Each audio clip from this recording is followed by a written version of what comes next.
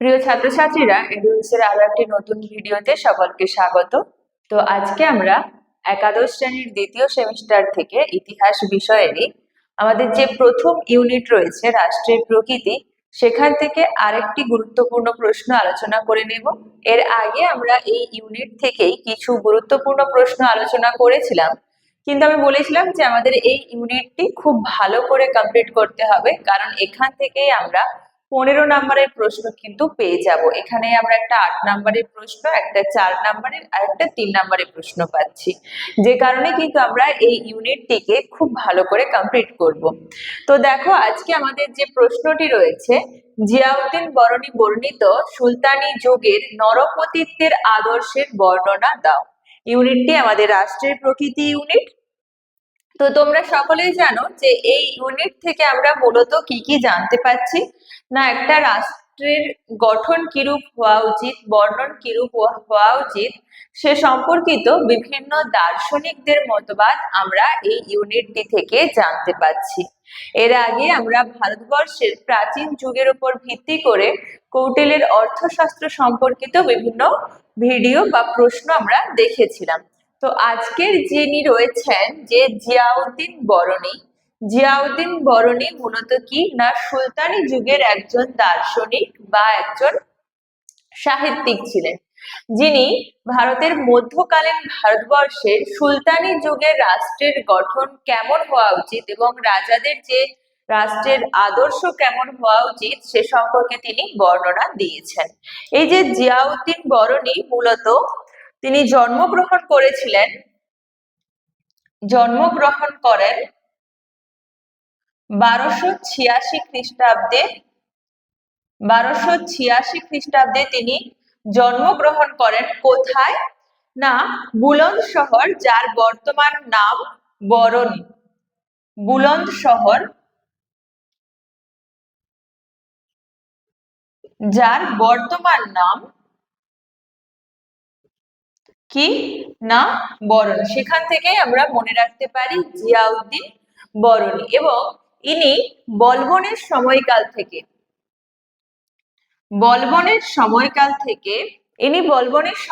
থেকে ফিরোজ শাহ তুগলকের সময়কালের 6 বছর পর্যন্ত ফিরোজ শাহ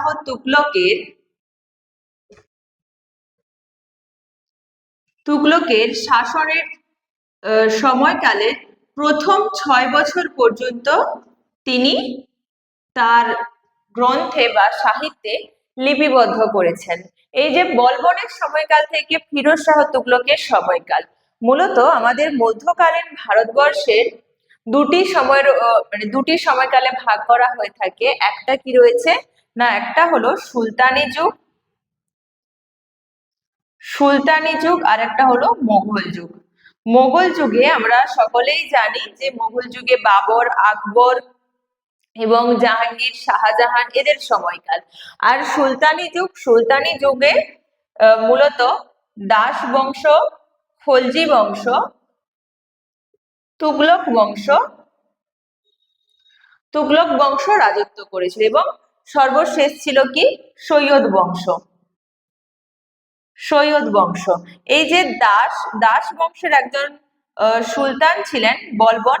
দাস বংশ প্রকৃতপক্ষে স্থাপিত হয়েছিল কুতুবউদ্দিন আইবকের হাত ধরে, কিন্তু বলবনের সময়কাল থেকে তুগলক সময়কাল, অর্থাৎ টাইম পিরিয়ডটা দেখো প্রায় অনেকটাই সময়কাল। 3টে রাজবংশের সমস্ত তথ্য বা 3টে বংশ পরম্পরায় যারা শাসন করেছিল তাদের সমস্ত তথ্য তিনি লিপিবদ্ধ করেছিলেন। অর্থাৎ বলবনের সময়কাল থেকে ফিরোজ শাহ তুগলকের সময়কালের প্রথম 6 বছর তিনি এখানে লিপিবদ্ধ করেছেন। আরেকটি জায়গা যে মোহাম্মদ বিন তুগলকের সময়কাল ছিল, কিন্তু মোহাম্মদ বিন তুগলকের সময়কালটা তিনি ভালোভাবে লিপিবদ্ধ করেছিলেন, কারণ এই সময় বলা যেতে পারে যে গোল্ডেন এরা বা একটা সুবর্ণ যুগ ছিল। আর তিনি খলজির আমলে সব থেকে উচ্চ স্থান অধিকার করেছিলেন, কিন্তু ফিরোজ শাহ তুগলকের সাথে তার কিছু মনোমালিন্য ঘটার কারণে তাকে রাজদ্রোহী হিসেবে তার জায়গা থেকে সরিয়ে দেওয়া হয়েছিল। কিন্তু তিনি ফিরোজ শাহ তুগলকের দৃষ্টিপাত নিজের প্রতি আনার জন্য বা তার সাপোর্ট পাওয়ার জন্যই তিনি এই তারিখি ফিরোজ শাহী এবং ফতোহা-ই-জাহাঙ্গীরি নামক দুটি গ্রন্থ রচনা করেছিলেন। তাহলে গ্রন্থ দুটির নাম কি রইল না, প্রথমে হলো তারিখ-ই-ফিরোজ শাহী, তারিখ-ই-ফিরোজ শাহী, এবং দ্বিতীয় যেটি হলো ফতোয়া-ই-জাহাঙ্গীরি, ফতোয়া-ই-জাহাঙ্গীরি। এই যে ফতোয়া-ই-জাহাঙ্গীরি মূলত এই গ্রন্থতেই তিনি সম্পূর্ণভাবে একটা রাষ্ট্রের গঠন কি হতে পারে এবং একজন রাজার কি আদর্শ থাকতে পারে সেই সম্পর্কিত সমস্ত বর্ণনা তিনি দিয়েছেন। অর্থাৎ এই ফতোয়া-ই-জাহাঙ্গীরি গ্রন্থটিকে আমরা প্রাচীন যুগে কৌটিল্যের যে অর্থশাস্ত্র তার সাথে তুলনা করা যেতে পারে।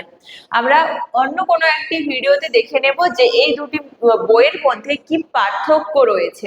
অর্থাৎ ফতোয়া-ই-জাহাঙ্গীরিতেও এই জিয়াউদ্দিন বরণী একটি রাষ্ট্রের গঠন কিরূপ হতে পারে, আদর্শ কিরূপ হতে পারে সেরূপ বর্ণনা দিয়েছেন, এবং কৌটিল্য তার অর্থশাস্ত্রেও রাজার গুণাবলী কিরূপ হতে পারে, আদর্শ কিরূপ হতে পারে সমস্ত বর্ণনাই দিয়েছেন। তাহলে এই দুটি বইয়ের মধ্যে পার্থক্য কি রয়েছে সেটা আমরা অন্য কোনো ভিডিওতে দেখে নেব, তোমাদেরকে আমি আলোচনা করে দেব। কিন্তু আমাদের আজকের যে প্রশ্নটি রয়েছে, জিয়াউদ্দিন বরণী বর্ণিত সুলতানি যুগের নরপতিত্বের আদর্শ, সেটাও কিন্তু আমরা এই জিয়াউদ্দিন বরণীর ফতোয়া-ই-জাহাঙ্গীরি বইয়ে যেরূপ তিনি বর্ণনা করেছেন সেভাবেই আলোচনা করব।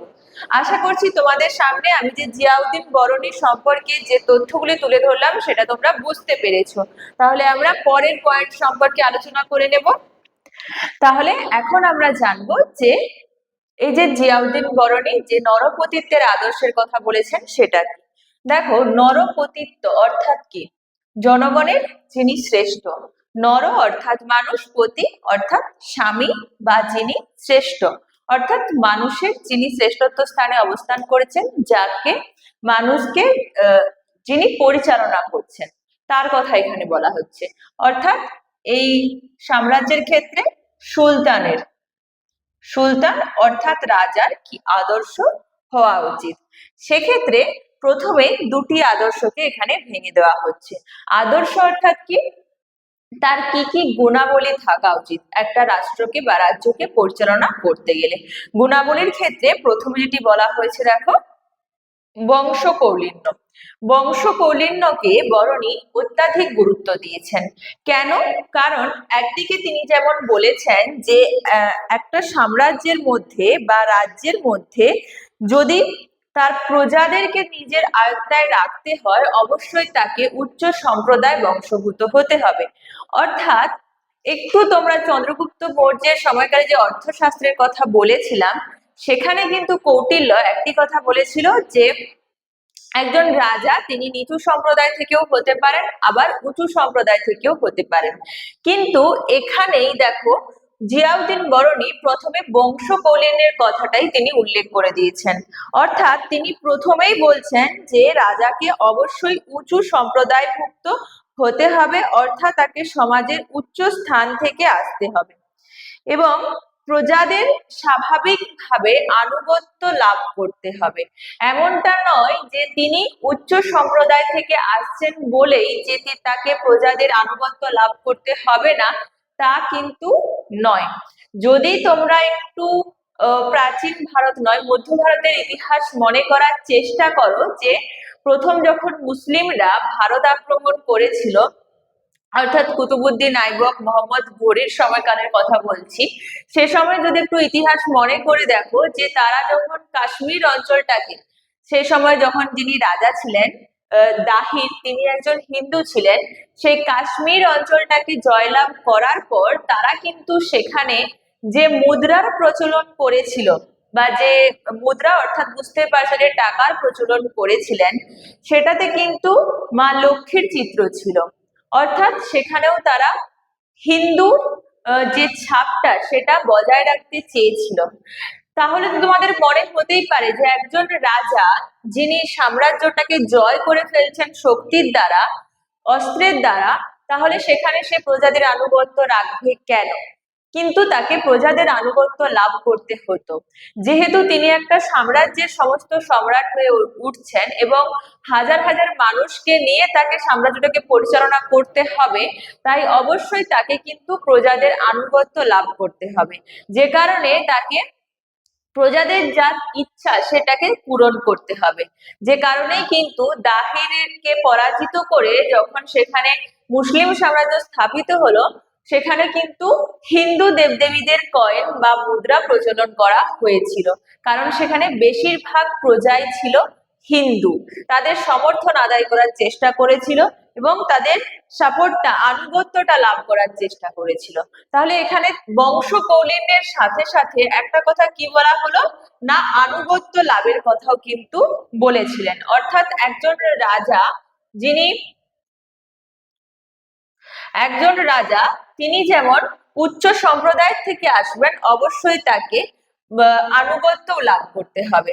দ্বিতীয় পয়েন্টে কি বলা হচ্ছে না, সুলতান ঈশ্বরের প্রতিনিধি।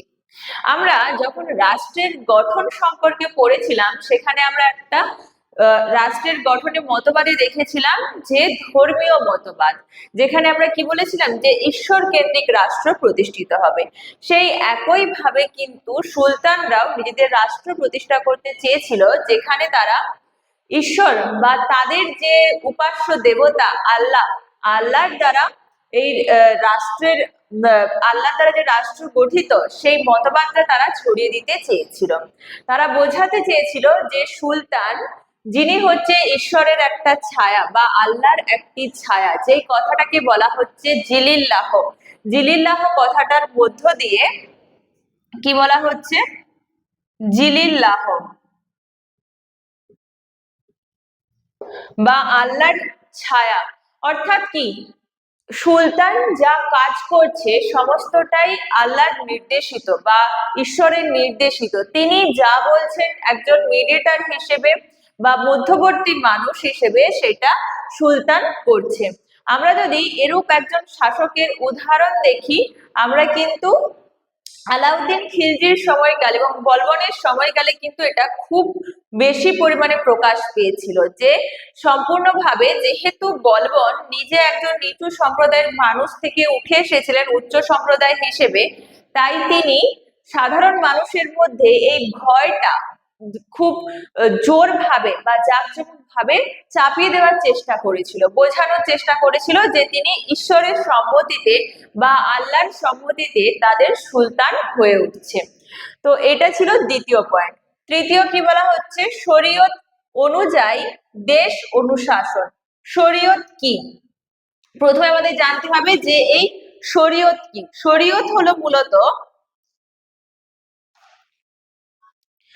মুসলিমদের যে আইন বিধি বা কোরআন অনুযায়ী মেনে যে সমস্ত আইন রয়েছে, সেই আইনটাকেই বলা হচ্ছে শরীয়ত। এবং সেই আইন মেনে যে সমস্ত রাজ্যর শাসন পরিচালনা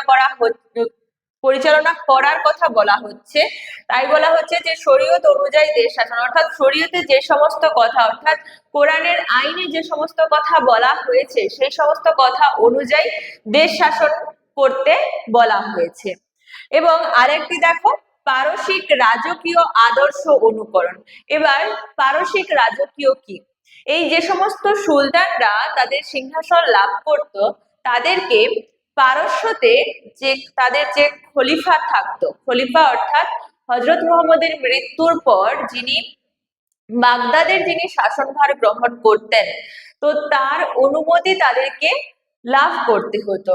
এই যে খলিফারা থাকতো, খলিফাদের থেকে তাদেরকে অনুমতি লাভ করতে হতো, তার নামে খুতবা পড়তে হতো।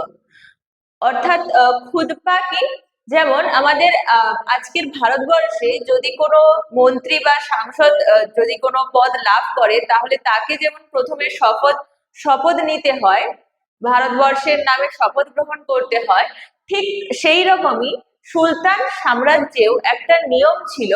যখন কেউ কোনো নতুন কোনো ব্যক্তি যদি সিংহাসন লাভ করে, তাকেও আল্লাহর নামে এবং ওই খলিফার নামে শপথ গ্রহণ করতে হতো বা তার কাছে কিছু প্রবেশ করতে হতো, যেটাকে বলা হতো খুতবা।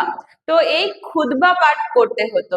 প্রথম পয়েন্ট, এক তো খলিফার থেকে অনুমতি নিতে হতো আর খুতবা পাঠ করতে হতো, এবং আরো একটি নিয়ম ছিল যে তার নামে মুদ্রা বা কয়েন প্রচলন করতে হতো। অর্থাৎ পয়সার উপরে যেমন আজকে আমরা গান্ধীজির ছবি দেখতে পাই, 1 টাকার কয়েনের উপরে আমরা গমের ছবি দেখতে পাই, তো সেই রকমই কিন্তু তখন প্রচলিত ছিল যে তাদের খলিফার ছবি রাখতে হবে, যেটা পারসিক রাজকীয় আদর্শ। এছাড়াও যেগুলি ছিল যে জাঁকজমকপূর্ণ পোশাক আশাক পরিধান করতে হবে, অনেক গয়না বা যে মুকুট এই ধরনের পরিধান করতে হবে।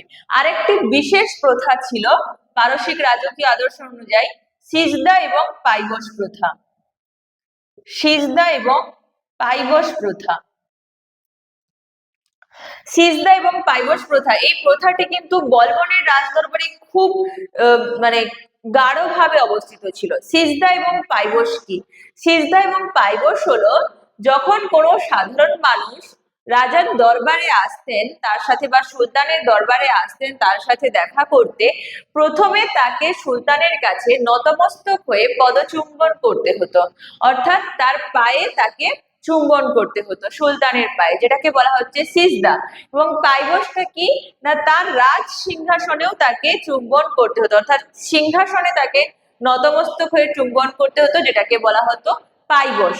এর দ্বারা কি দেখানো হচ্ছে না, যখন কোনো সাধারণ মানুষ সুলতানের কাছে এসে পায়ে ধরে তার পায়ে চুম্বন করছে, অবশ্যই তার প্রতি একটা আনুগত্য যেমন দেখানো হচ্ছে, তেমনি তার সামনে নতমস্তক তাকে হতে হচ্ছে, মাথা ঝুঁকিয়ে তার পায়ে চুম্বন করতে হচ্ছে। সুতরাং তাকে নতমস্তক হতে হচ্ছে সামনে, যেখানে কিন্তু সুলতান যে সর্বশ্রেষ্ঠ সেই কথাটা প্রতিস্থাপিত হতো। তো এই সিজদা এবং পাইবস প্রথাও কিন্তু খুব গাঢ়ভাবে এই সময় প্রচলিত ছিল। বিশেষ করে তোমাদেরকে আমি বললাম কার সময়কালে, বলবনের সময়কালে। এবং তিনি যেহেতু, বারবার একটা কথা বলছি, যেহেতু একটা নিচু সম্প্রদায় থেকে উঠে এসেছিলেন, যে কারণে তিনি সাধারণ মানুষরা তাকে যাতে সন্দেহ করতে না পারে, তার উপর যাতে কথা বলতে না পারে, তার জন্য কিন্তু তিনি সমস্ত রকমের পদক্ষেপ নিয়েছিলেন। এমনকি তিনি তার দরবারে সাধারণ মানুষের মদ্যপান করাও নিষিদ্ধ করে দিয়েছিল। কোনো গুপ্তচর ব্যবস্থাকে খুব দৃঢ় করে তুলেছিল, যাতে কোনো মানুষ কোনো ষড়যন্ত্র করতে না পারে। গুপ্তচর ব্যবস্থাকে খুব শক্ত করে তুলেছিল। এছাড়াও এই যে সিজদা পাইবস প্রথা, পারসিক রাজকীয় আদর্শ, তিনি তার পরবর্তী যারা বংশধররা ছিলেন তাদের নামকরণও করেছিলেন পারস্যের রাজদরবারের নাম অনুসারে। আবার তিনি এই ঈশ্বরের প্রতিনিধি বা ঈশ্বরের ছায়া, জিলিল্লাহ, এই প্রথাটিকেও তিনি খুব দৃঢ় করে তুলেছিলেন। তাহলে এগুলি যেগুলি হলো সেটা সম্পূর্ণ সুলতানের গুণাবলীর মধ্যে অবস্থান করছে। একটা হলো বংশের কৌলিন্য, দ্বিতীয় হলো সুলতান ঈশ্বরের প্রতিনিধি, সেটাকে স্থাপন করতে হবে, শরীয়ত অনুযায়ী দেশ শাসন করতে হবে, পারসিক রাজকীয় আদর্শের অনুকরণ করতে হবে। তাহলে এখানে আমরা পেলাম কি, সুলতানের গুণাবলীগুলি। এরপরে সুলতানের কি কর্তব্য রয়েছে নরপতিত্বের অনুসারে, সেটা আমরা দেখে নেব। চলো এবার তাহলে দেখে নেওয়া যাক সুলতানের কর্তব্যের মধ্যে কি কি গুণ থাকা উচিত। প্রথম হলো সৈন্য সংগঠন। অবশ্যই একজন সুলতানকে যখন তার রাষ্ট্র গঠন করার জন্য বা বহিরাগত আক্রমণ থেকে রক্ষা করার জন্য অবশ্যই তার মধ্যে সৈন্য সংগঠন দৃঢ় হওয়া উচিত। যে কারণে কিন্তু বাবর ভারতবর্ষকে আক্রমণ করতে পেরেছিল। একজন মোগল হয়েও তার মধ্যে সৈন্য সাজিয়ে তোলার এতটাই দক্ষতা ছিল, যে কারণে কিন্তু ভারতীয়রা ওই সময় পরাজিত হয়েছিল, বা রাজপুতরাও কিন্তু পরাজিত হয়েছিল মোগলদের কাছে। তো একটা উদাহরণ দিয়ে তোমাদের কাছে আমি জাস্ট বোঝানোর চেষ্টা করলাম এটা, যে একজন সুলতানের বা একজন রাজার যিনি শাসন করছেন তার মধ্যে অবশ্যই সৈন্য সংগঠন বা সৈন্যদের গড়ে তোলার দৃঢ় ক্ষমতা থাকা উচিত, এবং সেখানে সেনাবাহিনীরও দক্ষতা থাকা উচিত। দ্বিতীয় কথাটি যেটা বলেছেন যে প্রজাদের কল্যাণ সাধন, এখানেও তিনি কৌটিল্যের মতোই একটা কথা তুলে ধরার চেষ্টা করেছেন। একদিকে যেমন একটা রাষ্ট্র গঠিত হবে ধর্ম অনুযায়ী, ধর্মকে মেনে যেমন গঠিত হবে, তেমনি সেখানে কিন্তু প্রজাদের সাপোর্ট বা আনুগত্য এবং প্রজাদের কল্যাণের কথাও তিনি বলেছেন।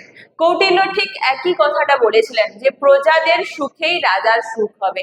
এখানেও তিনি কিন্তু বলেছেন যে প্রজাদের কল্যাণ সাধন করতে হবে। আমরা যদি ফিরোজ শাহ তুগলকের সময়কাল একটু মনে করি, তিনি কিন্তু এ ধরনের অনেক কাজকর্ম করেছিলেন প্রজাদের সাহায্য করার জন্য, যেখানে তিনি সেচ ব্যবস্থা গড়ে তুলেছিলেন এবং বিভিন্ন হাসপাতাল গড়ে তুলেছিলেন দরিদ্র মানুষদেরকে সাহায্য করার জন্য, পশু পাখিদের চিকিৎসার জন্য চিকিৎসালয় গড়ে তুলেছিলেন। তো ফিরোজ শাহ তুগলকের সময়কালের মাত্র 6 বছর জিয়াউদ্দিন বরনী ছিলেন, কিন্তু আমরা তার সময়কালে বিশেষভাবে লক্ষ্য করতে পারি এই প্রজা কল্যাণমূলক কাজগুলি হয়েছিল। তো যেই কথাটি তিনি কিন্তু এখানে ভালোভাবে বলেছিলেন যে প্রজাদের কল্যাণ সাধন বা যাতে প্রজাদের সাহায্য হয় সে ধরনের কাজ করতে হবে।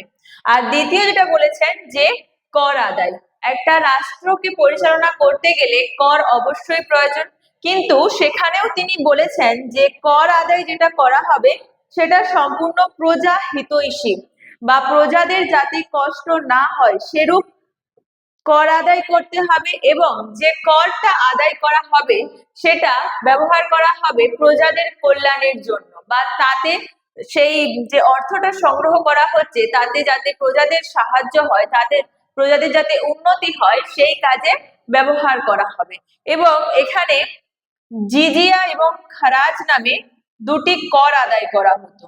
জিজিয়া এবং খারাজ যেটা প্রদান করত কারা?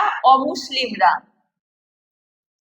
মুসলিম সাম্রাজ্যের মধ্যে যে অমুসলিমরা থাকতো বা হিন্দুরা থাকতো তারা এ ধরনের কর প্রদান করত, জিজিয়া এবং খারাজ অমুসলিমরা প্রদান করত।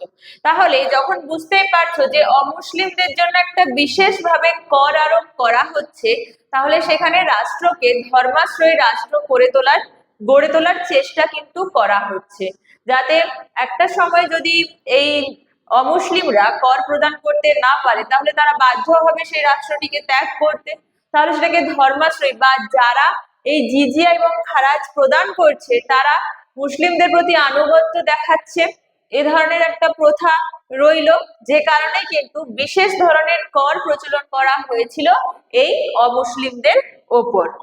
আর তারপরে দেখো পরামর্শ সভা গঠন। পরামর্শ সভা গঠন অর্থাৎ কি? বিভিন্ন ধরনের সংগঠন গড়ে তোলার কথা বলেছেন, যেখানে বিভিন্ন অভিজ্ঞ ব্যক্তিরা তাদের মতামত প্রদান করবেন একটা রাষ্ট্রকে পরিচালনা করতে গেলে কি কি পদক্ষেপ নেওয়া উচিত, এই ধরনের বিভিন্ন পরামর্শ তিনি অভিজ্ঞ ও বয়স্ক মানুষেরা প্রদান করবেন। যে কারণে কিন্তু তিনি দুটি পরামর্শ সভা গঠন করেছিলেন, যার একটির নাম হলো মজলিস ই খাস এবং অপরটির নাম হলো বার ই খাস। মজলিস ই খাস এবং বার ই খাস এই দুটি নামে তিনি এই সময় কিন্তু পরামর্শ সংগঠন গড়ে উঠেছিল বা সভা গঠিত হয়েছিল। আরেকটি দেখো রাষ্ট্রীয় আইন ধারণ। রাষ্ট্রীয় আইন ধারণ অর্থাৎ কি না, কেন্দ্রীয় শক্তিকে দৃঢ় করার চেষ্টা করেছিলেন, অর্থাৎ রাজার হাতেই যে সমস্ত ক্ষমতা থাকবে, একনায়কতন্ত্র থাকবে, রাজা যেটা বলবে সেটাই হবে, এই ধরনের তিনি একটা শক্তি নিজের মধ্যে স্থাপন করার চেষ্টা করেছিলেন। তার মানে কিন্তু তোমরা এটা কখনোই মনে করবে না যে রাজাই প্রধান। এখানে একটা কথা বারবার বলা হচ্ছে যে ধর্মাশ্রয়ী রাষ্ট্র। এখানে কিন্তু উলেমাদেরও প্রাধান্য দেওয়া হতো। উলেমা অর্থাৎ কারা না, যারা শরীয়তকে মেনে সেই শরীয়ত মেনে তারা ধর্ম আলোচনা করত এবং বিভিন্ন মসজিদে থাকতো, এবং যারা উচ্চ সম্প্রদায়ভুক্ত তাদেরকেই বলা হতো উলেমা। তো উলেমাদেরও পরামর্শ কিন্তু নেওয়া হতো, কিন্তু সেখানে উলেমাদেরকেও পরিচালনা করত সুলতান। তো সুলতান এবং উলেমা ধর্মাশ্রয়ী রাষ্ট্রের মধ্যে কিন্তু পাশাপাশি অবস্থান রয়েছে। তো যে কারণে রাষ্ট্রীয় আইন ধারণের ক্ষেত্রে উলেমাদের সাথে সাথে কিন্তু সুলতানেরও একটা ভূমিকা রয়েছে। কিন্তু তিনি এটা বোঝাতে চেয়েছেন এই যে রাষ্ট্রীয় আইন সেটা প্রথমে একটা ক্ষুদ্র অঞ্চল বা যে রাজ দরবার রয়েছে সেটাকে কেন্দ্র করে প্রথম প্রচলিত হবে, তারপর সমগ্র রাষ্ট্রের মধ্যে তা ছড়িয়ে পড়বে। যেমন মনে করো যে এইটা একটা কেন্দ্রীয় অঞ্চল বা রাজ দরবার, এখানে কোনো একটা আইন প্রচলিত হলো, ধীরে ধীরে তা সমগ্র সাম্রাজ্যের মধ্যে ছড়িয়ে পড়লো। যদি মনে করা হয় যে আমাদের পশ্চিমবঙ্গের জন্যই কোনো আইন প্রবর্তন করা হচ্ছে বা নতুন কিছু শুরু করা হচ্ছে, তাহলে সেটা নির্দিষ্ট কোনো অঞ্চলে প্রথম প্রয়োগ করা হয়, তারপর তা সমগ্র অঞ্চলে ছড়িয়ে পড়ে। একইভাবে তিনিও বলছেন যে প্রথমে কোনো অঞ্চলকে কেন্দ্র করে নতুন কোনো আইন প্রয়োগ করা হোক, তারপর সেটি সমগ্র অঞ্চলে ছড়িয়ে দেওয়া হোক। তো রাষ্ট্রের জন্য এ ধরনের নতুন নতুন আইন ধারণ করা যেটা প্রজাদের সুবিধা হয় এবং অবশ্যই সেটা শরীয়ত মেনে করতে হবে, এই ধরনের আইন প্রচলনের কথাও তিনি বলেছেন। তাহলে এখানে আমরা সুলতানি বরণীর অনুসারে সুলতানি যুগে নরপতিত্বের আদর্শের মধ্যে আমরা প্রথমে দেখেছিলাম যে সুলতানের গুণাবলী, সেখানে আমরা অনেকগুলি পয়েন্ট দেখতে পেয়েছিলাম। তারপর আরেকটা দেখলাম যে সুলতানের কি কি কর্তব্য হওয়া উচিত। মূলত নরপতির আদর্শ হিসেবে আমরা এই পয়েন্টগুলিকে দেখে নিয়েছিলাম। তাহলে আজকের এই ভিডিওতে আমরা দেখলাম যে জিয়াউদ্দিন বরণীর ফতোয়া-ই জাহাঙ্গীর গ্রন্থ অনুসারে নরপতিত্বের আদর্শ কিরূপ হওয়া উচিত সেটা আমরা আজকে আলোচনা করে নিলাম। আজকের এই ভিডিওটি এই পর্যন্তই। ভিডিওটি তোমাদের কেমন লাগলো জানিও। যদি কোনো প্রশ্ন থাকে কমেন্টের মাধ্যমে জানাতে পারো, পরবর্তী কোনো ভিডিওতে আমরা তা আলোচনা করে নেব। আর আরো এই ধরনের শিক্ষামূলক ভিডিও পেতে আমাদের এডুইনস ইউটিউব চ্যানেলটিকে সাবস্ক্রাইব করো এবং এডুইনস ফেসবুক পেজটিকে ফলো, লাইক ও শেয়ার করো। ধন্যবাদ। Edwins Learn, Grow, Succeed.